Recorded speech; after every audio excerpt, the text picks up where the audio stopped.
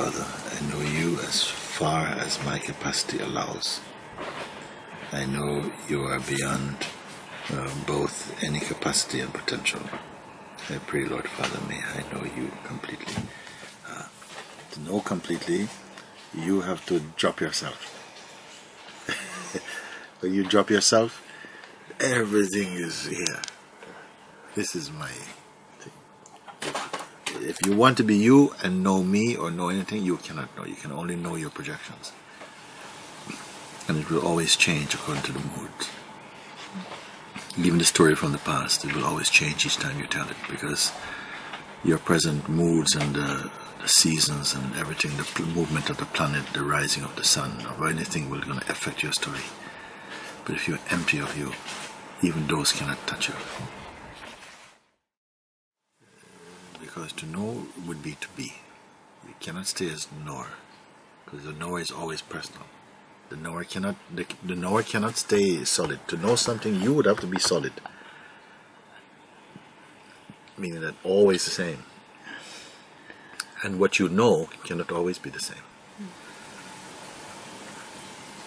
So that kind of knowledge is coarse knowledge, is surface knowledge, phenomenal knowledge. But the knowing that I know you're talking about. Yeah. You are empty of you, empty of that. Then you see, then the whole universe is going to fit inside this body. In some form or another, I would say like this. I cannot see, I mean, the ludicrousness, the absolute nonsenseness of the belief that you're a person that fills this body, fills this little planet with personhood. That is just the worst deal in town. Because when you speak to people, you see that the whole philosophy that comes out of person is completely corrupt. It's complete nonsense. It's complete nonsense. It's completely unstable. And yet it's got a power because consciousness is there.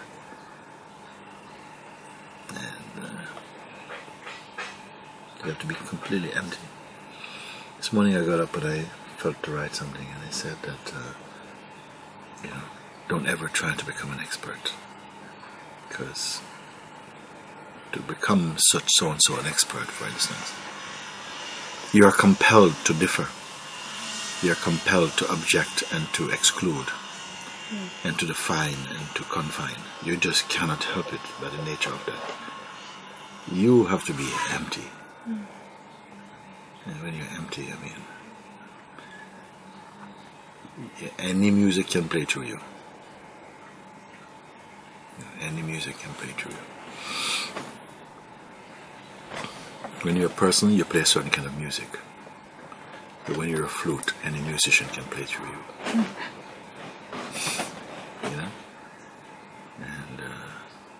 And you're here because you house them all, you know, somehow. Because every one of them come, perform, and go. And what is left, which I call you, is not the you that the world knows. It's not that kind of you. I mean, what is here, even right now? I mean, what can we say, you know?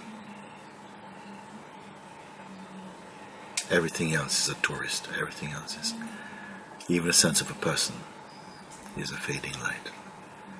Come and go, dim. You know? Even the perception of space, conscious or subconscious, is simply movement in that. That's what's here. And we, whoever we are, we must find those ones. We. It's only that's some perfume that come out of that. In this, it is this. It is that. That had to find a voice, and it had to find this voice box to speak to it. And that to go beyond the notion of the person. I mean, this is the only. If you want to embody all my so-called teaching or pointing, it is just that. drop you and be empty. And God will replace the place you left. But He's arising from inside. He's not coming through any of the 9 gates. He doesn't come through any of the 9 gates. Come from inside. People who don't understand what I mean by gates. I'm talking about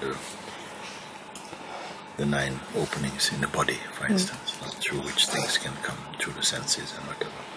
He does not come in like that. In fact, He doesn't even come.